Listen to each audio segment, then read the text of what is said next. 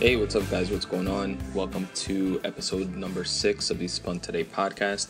I'm your host, Tony Ortiz, and for the half a dozen of you listening out there, thank you. Welcome back. All right, today's episode is the audiobook for Chopper City, which is the short story, the third and last short story that I wrote that's currently on my website, spuntoday.com/short stories. You can check out the text there if you want to read it.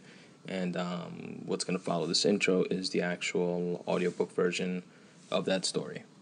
And as per your request and for your listening pleasure, I went a bit heavier with the sound effects within the short story to help enhance the experience of it, I guess.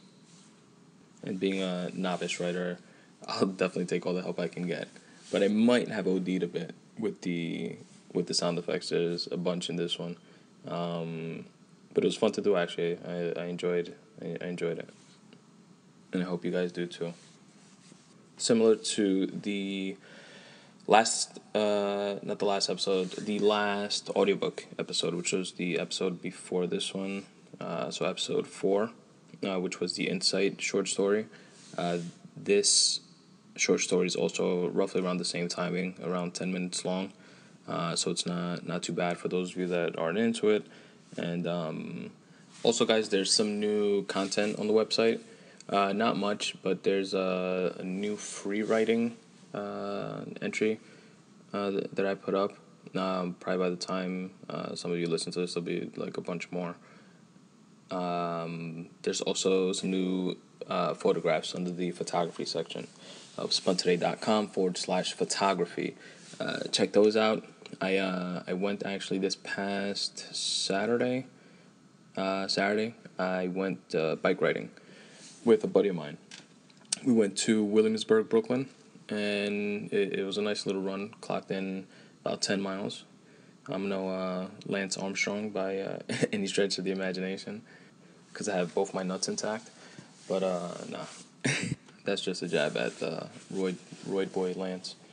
But we did about 10 miles in the fucking cold. It was brick as hell. I think it was like 30-something degrees last Saturday. But we still clocked in 10 miles, which was a decent run. And I took a bunch of pictures like I normally do when I go bike riding, because I really enjoy bike riding. But one of the added benefits to it that help enhance the experience of bike riding for me is just noticing and seeing like different scenery and different areas and different things that you just don't notice when you're either walking or driving or taking public transportation and stuff like that. There's a lot of shit that you don't notice that you do see from like different vantage points. You know what I mean? Like when you bike ride, you see different things. When you drive, you see different things. When you walk, you notice different things, and so forth. So bike riding, I notice a lot more. It's more of a scenic route for me, and I, as you guys know, enjoy taking pictures of shit, and I post them on the website for your viewing and downloading pleasure. And I took a bunch of good ones that I actually really like. So check those out at spuntoday.com/photography.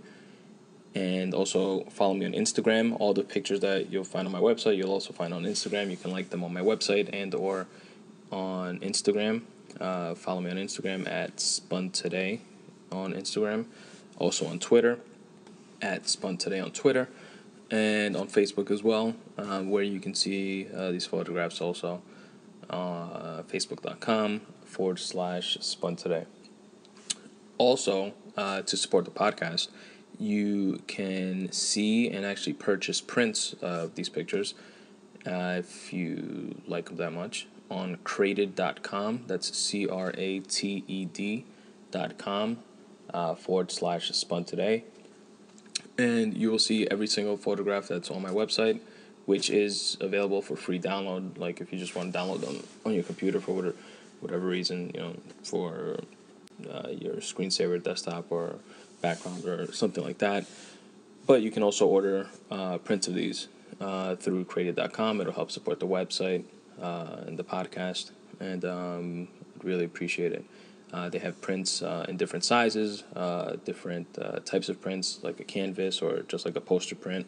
You can get the stuff framed directly with them, which will probably be more expensive. So if you want to get it framed, just purchase the prints and, buy a frame at Target or some shit like that. It'd probably be a lot cheaper. But it's a pretty cool option. So visit created.com, CRATED /Spun Today, and help support the podcast that way. Another way you can help support the podcast with the holidays coming right around the corner is go through the Amazon portal on my website, located in the contact/donate tab of my website. There's an Amazon banner. You can click on that. It'll take you straight to Amazon, and you can do all your Amazon shopping like normal. It does not cost you 1 red cent extra. It's just an affiliate program that Amazon has set up, and you will help support the podcast because they will throw back a couple pennies per dollar of your purchase just for driving traffic towards their website. Now, with the holidays coming around, take advantage of Black Friday, Cyber Monday. I'm sure there's going to be a lot of deals and stuff like that on there. And get a lot of your holiday shopping done and out of the way early, 3 weeks early. Stay home on Cyber Monday instead of waiting last minute when Christmas comes around or whatever, and being in packed stores with frantic people running around and trying to remember who to buy gifts for and this and that. Just sit on your ass at home.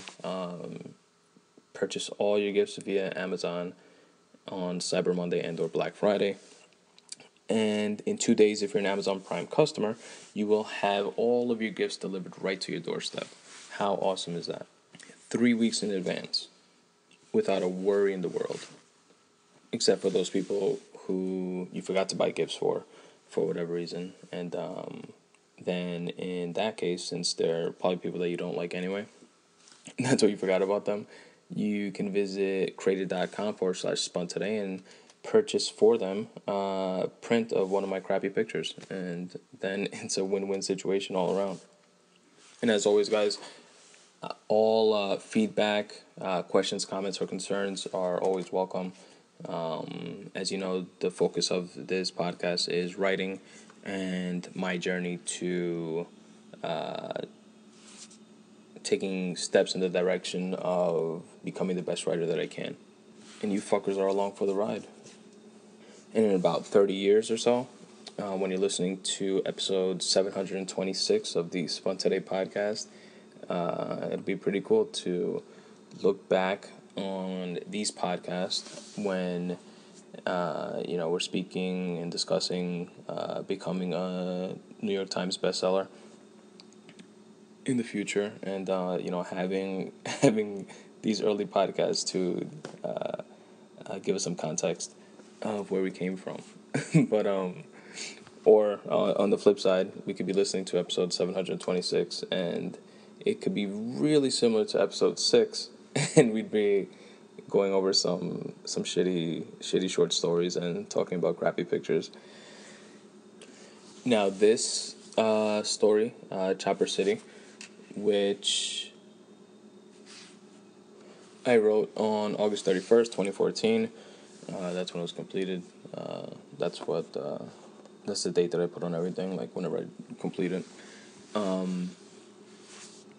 It's definitely not based on a true story, like true events or anything like that. And the idea for it actually came to me in a dream. It was a weird dream. It's really similar to the story. What I remember from it is there was some sort of helicopter just like shooting the shit out of like everything and everybody around it and all buildings and stuff like that. And the pilot of the helicopter, or whoever was, probably not the pilot was probably busy flying, but whoever was in charge was super pissed off and seemed to be really angry at like airlines and stuff like that. So get my thought of, like, when I woke up from the dream, I was like, what the fuck was that? But thinking on it, I figured I had the dream because at the time I was shopping around for flights, airline tickets or whatever, to DR, Dominican Republic, which I'm going to in about 3 weeks. I'm excited about that. So the dream came about because of a combination of that, and I had recently seen the movie with Mark Wahlberg. He's a soldier. It's a recent movie. Lone Survivor, I think. Yeah, Lone Survivor, which is a pretty good movie. I enjoyed it. You guys should check that out if you haven't. So that movie, coupled with looking for flight deals, gave birth to Chopper City. And the whole dream, or what I remember from it, was just like that part. So I wasn't sure like how to end it, how to like wrap up the story. And I was actually hanging out with my girl, watching a movie or something like that, and just had an epiphany of how to end the story. And I actually like the way it twists at the end. Spoiler alert. And you guys can let me know if you do too. So now, without further ado, here is the short story, Chopper City. Chopper City by Tony Ortiz. Written August 31st, 2014. It was a Saturday afternoon. A nice day, too. Sunny but not too hot, and a cool, refreshing breeze blew at welcoming times. We were walking down Rockaway Boulevard by the new casino. "Have you been there?" Dave asked me. "Once," I replied. "How about you?" "Nah, I haven't. I always lose when I gamble," he said.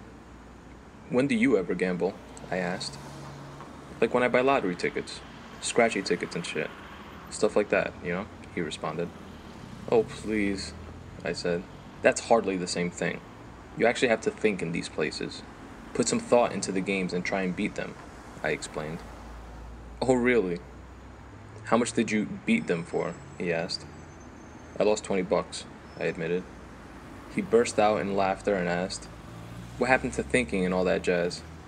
"I didn't say I beat them, dick.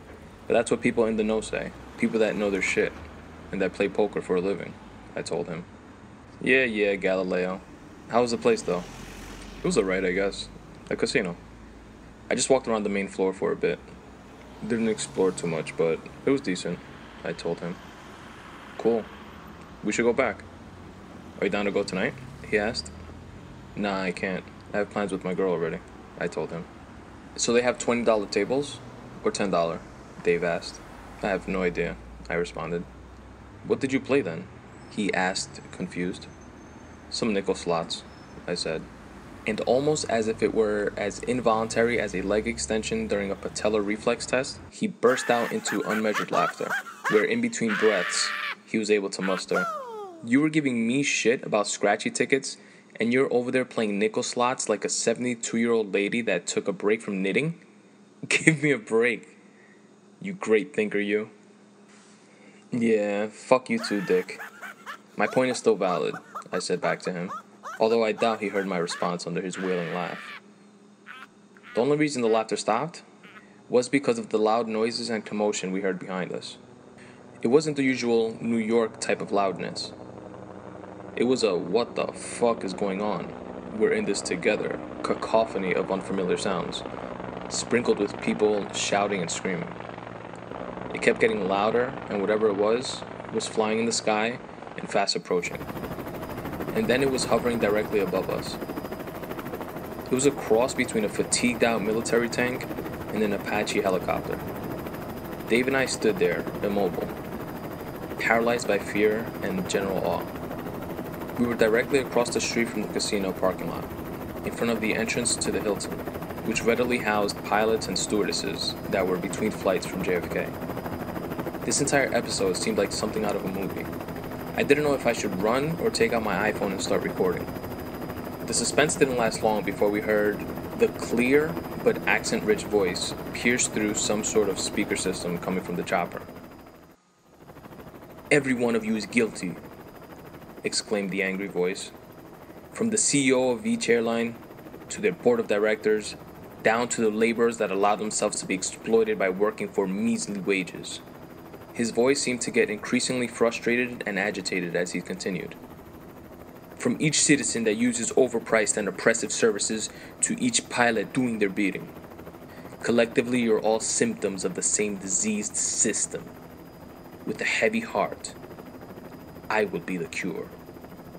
There was a suspenseful 30-second or so pause. A larger crowd began to gather, nervously awaiting the outcome of this, while some quickly fled the scene. Approaching fire engine and police cruiser sirens began to get louder as they got closer to the scene. What happened next was something straight out of a Call of Duty video game. The chopper shifted and some side compartment opened up. A portion of the metallic side rolled up and in like a garage door, exposing what was easily the biggest, most futuristic cannon of a gun that I have ever seen. Within moments, sound barrier breaking bullets pierced through the air and through the glass exterior of the hotel. Glass shattered and flew towards us with a similar ferocity to those shard creating bullets. Parked cars were even hit. Broken glass, punctured tires, and dented fenders also resulted from the impacts. People ran screaming, some hit by glass, and others lay there immobile, with pools of blood increasing in diameter beneath them. I could not hear a thing. Even though the automatic, non-stop shooting was so loud I could feel the sound wave ripples, everything went silent. The screams, shattering glass, people who were getting hurt, killed, cars peeling out to get away. All of it seen, all of it witnessed, none of it heard. The silence served as a cloak, shielding me from the harsh reality around me. But I never felt so vulnerable. As I stood there motionless, Dave reached up with his left hand and tugged at my shorts as he half lifted his tucked down head. "Get down here," he said, instructing me to join him behind the mint green Buick LeSabre he was leaning on. And I did. "What the fuck, bro? How are we gonna get out of here?" I asked Dave. "That crazy fuck seems to only have it in for this building." We'll be okay. We need to wait it out here," Dave replied. At that moment, and for the first time since the incident began, the chopper stopped shooting and began shifting in its place, with the long barrel of the gun pointed toward the people and the cars in the street. After what must have been a reloading break, the shots began to fire again. This time the targets were random. The police cruisers that we could only hear at first were now visible, but shot into oblivion as soon as they arrived. A couple of them instantly burst into flames as the officers ran out looking for cover. They drew their weapons as soon as they could crouch down behind something and began to fire at will. A noble attempt, but their bullets seemed like mosquitoes that the chopper just shooed away. Other cars and nearby buildings were hit too. Colorful, bulb-ridden awnings of surrounding businesses that looked like mini casinos themselves were getting picked off like empty beer and soda cans on a wooden fence in Texas. People were being slain. Bullets sliced through limbs like a rolling pizza knife. Innocent, defenseless women, children, seniors, and men, all gone. Shot down and killed in cold blood. When all hope was lost and death seemed imminent to all of us that were left, at a distance, behind the chopper, 5 fighter jets were fast approaching the scene. They were in perfect triangulated form, completely in sync with one another. Pointed, flying toward us with crisp precision. With no warning and zero hesitation, the lead jet began to unload rounds from the circling machine guns on either side under its wings. Most hitting the target dead on, and only a handful passing it and hitting the mostly evacuated grounds all around us. Almost instantly, 2 of the flanking jets, separated from the triangulated formation, dropped down and went forward simultaneously.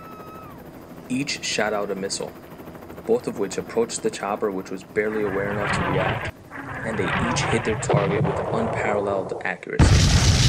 It, along with anyone and everyone on board, exploded in the sky.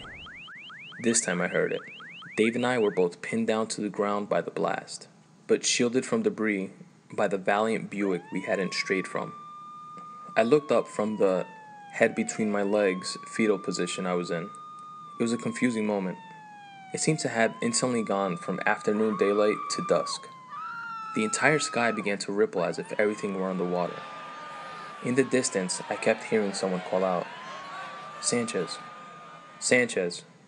Sanchez! Wake up, jarhead. It's 0800. You're on watch duty." There was another drone strike in Data Cal. "We're moving out to go secure the area," said Corporal Jones. "Hoorah!" I responded as I came back to my senses. It was all a dream. Well, being on that helpless, voiceless side of this mess was.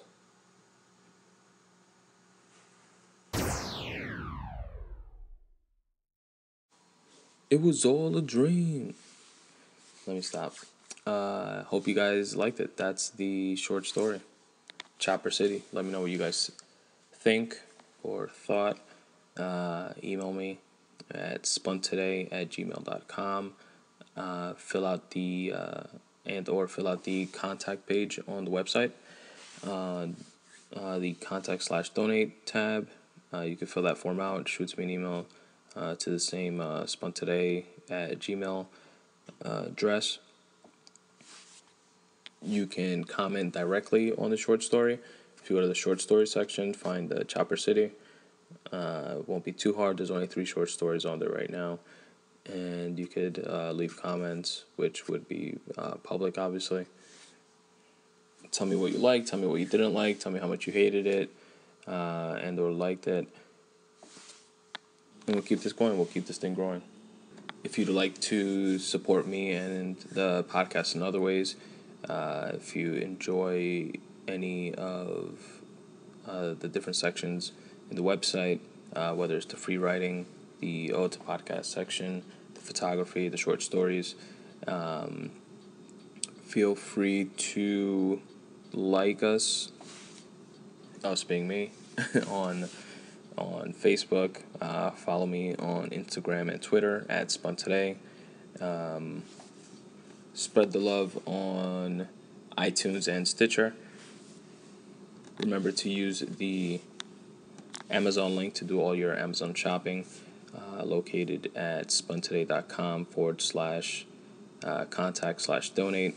There's also a donate tab there where you can do a one-time PayPal donation or set up a reoccurring monthly donation if you see fit, all of which would be much appreciated.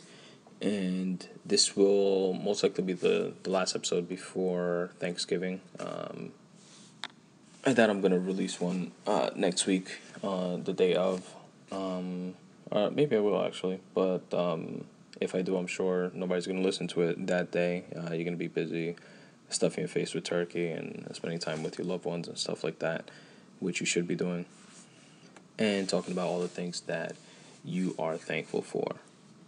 And don't just be thankful for this podcast.